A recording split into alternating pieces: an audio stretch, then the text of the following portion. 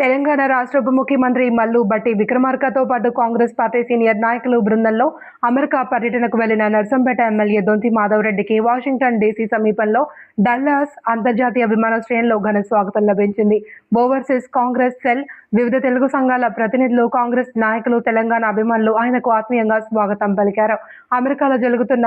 ATA 19వ మహాసభల్లో పాల్గొంటున్న MLA దొంతి మాధవరెడ్డి ప్రవాస తెలుగువారితో పలు సమావేశాలు నిర్వహించనున్నారు. తెలంగాణ అభివృద్ధిలో ప్రవాస భారతీయుల భాగస్వామ్యాన్ని పెంపొందించడం, పెట్టుబడులు, సాంకేతిక సహకారం, నైపుణ్య భాగస్వామ్యంపై చర్చలు జరగనున్నాయి. ఈ సందర్భంగా దొంతి మాధవరెడ్డి మాట్లాడుతూ, వేల కిలోమీటర్ల దూరంలో ఉన్నప్పటికీ భారతదేశం, తెలంగాణ కాంగ్రెస్ పార్టీ పట్ల ప్రేమాభిమానాలతో పనిచేస్తున్న ఓవర్సీస్ కాంగ్రెస్ ప్రతినిధులకు కృతజ్ఞతలు తెలిపారు.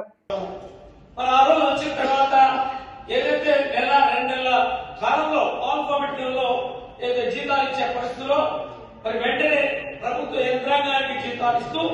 మిగిలిన సంక్షేమ అభివృద్ధి కార్యక్రమాలు ఆర్థిక భారమైనప్పటికీ ఎన్నికల సమయంలో రైతులకి అప్పుల మాఫీ చేస్తామన్న ఆ యొక్క హామీని నెరవేర్చే కొరకు 22,000 కోట్ల రూపాయలు ఒకేసారి ఇవ్వడం దేశంలో ఏ ప్రభుత్వం, ఏ రాష్ట్రం కూడా ఇవ్వని పరిస్థితి చెప్పి ఈ సందర్భంగా మీ అందరూ కూడా కాంగ్రెస్ పార్టీ కార్యకర్తలకి గుర్తు చేస్తా ఉన్నాం. 22,000 కోట్ల రూపాయలు దేశంలో మరి దేశ స్వతంత్రం వచ్చి ఎమ్మెల్యే నర్సాపేట్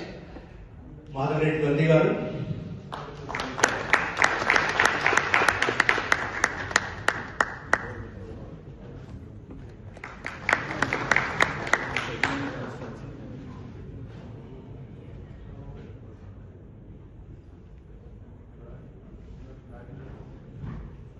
ఎమ్మెల్యే మహబూబ్నగర్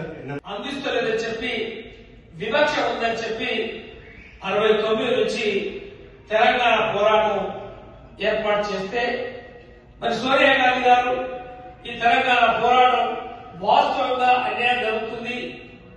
ఇక్కడ సమతుల్యం ఏదైతే బ్యాలెన్స్ లేదు అని చెప్పి భావించి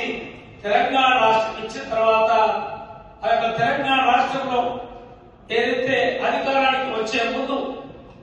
ఏదైతే తెలంగాణ రాష్ట్ర పోరాటానికి మేము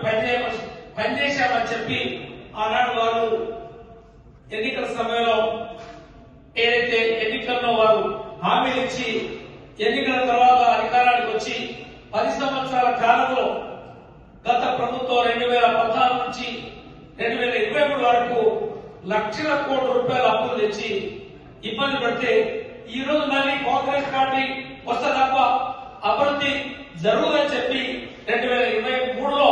మరి అధికారం ఇచ్చిన తర్వాత ఆ రోజు మనం అధికారం వచ్చే నాటికి జీతాలు invite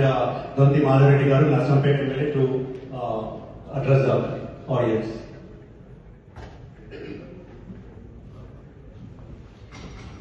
Indian overseas Congress party కార్యకర్తలకి, వేదిక మీద ఉన్న పెద్దలకి అందరికీ సందర్భంగా హృదయపూర్వకమైన నమస్కారం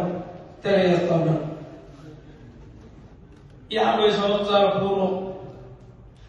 ఉపాధి కొరకు, ఉద్యోగం కొరకు ఆనాటి నుంచి నేటి వరకు ఇక్కడ పనిచేస్తూ నా యొక్క ప్రాంతం, నా యొక్క దేశం భద్రంగా ఉండాలంటే మరి కాంగ్రెస్ పార్టీలోనే పనిచేయాలి. దేశ స్వతంత్రం కొరకు పోరాడిన ఆ యొక్క జెండా కింద ఉండాలనే సంకల్పంతో ఇప్పటివరకు మీరు ఇంత వేలాది కిలోమీటర్ల దూరం నుంచి వచ్చి ఈ యొక్క ఆశయంతో పనిచేస్తున్న మీ అందరికీ నా యొక్క హృదయపూర్వకమైన మరోసారి నమస్కారం తెలియజేస్తాను. మీరేదైతే ఆశించి దేశంలో, రాష్ట్రంలో ఆ దేశ ప్రజలకి కాంగ్రెస్ ప్రభుత్వంతో, కాంగ్రెస్ పార్టీతో సంక్షేమ అభివృద్ధి సాధిస్తుంది, అందిస్తుంది అనే సంకల్పంలో ఏదైతే చేస్తా ఉన్నారో దానికి తగ్గట్టుగా కాంగ్రెస్ పార్టీ కార్యకర్తగా నేను 10 కాలాల పాటు రాష్ట్రంలో, దేశంలో కాంగ్రెస్ పార్టీ బలంగా ఉండాలి, అధికారంలో ఉండాలని మీతో పాటు నేను కూడా పనిచేస్తా ఉన్నానని చెప్పి ఈ సందర్భంగా తెలియజేస్తా ఉన్నాను. మరి ఈరోజు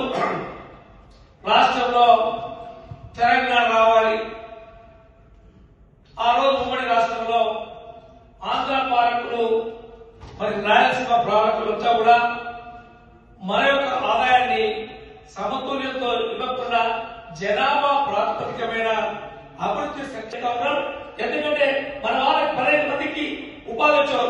కొరకు ఏదైతే మీరందరూ కూడా సహకారం చేయాలని చెప్పి ఈ సందర్భంగా మరోసారి విజ్ఞప్తి చేస్తూ ఆ యొక్క ప్రాంతంలో మా ప్రాంతంలో వరంగల్ ప్రాంతంలో కానీ నర్సంపేట నియోజకవర్గంలో కానీ అక్కడ ఏదైతే 10 మందికి ఉపాధి ఇందులో ఉంటుందని చెప్పి భావించి మీరు వచ్చి అక్కడ ఇది మేము ఏర్పాటు చేస్తామని చెప్తే తప్పకుండా పూర్తిగా సహకారం అందించి సంపూర్ణంగా మీ వెంట ఉంటారు. కాంగ్రెస్ పార్టీ బలోపేతానికి దేశంలో రాష్ట్రంలో 10 కాలాల పాటు బడుగు బలైన వర్గాల వారికి ఏదైతే పనిచేసే అవకాశం కొరకు పార్టీని బలోపేతం చేస్తారు మీతో పడని చెప్పి సందర్భంగా మీ అందరూ కూడా తెలియజేస్తూ అవకాశం ఇచ్చిన మీ అందరికీ హృదయపూర్వకమైన నమస్కారం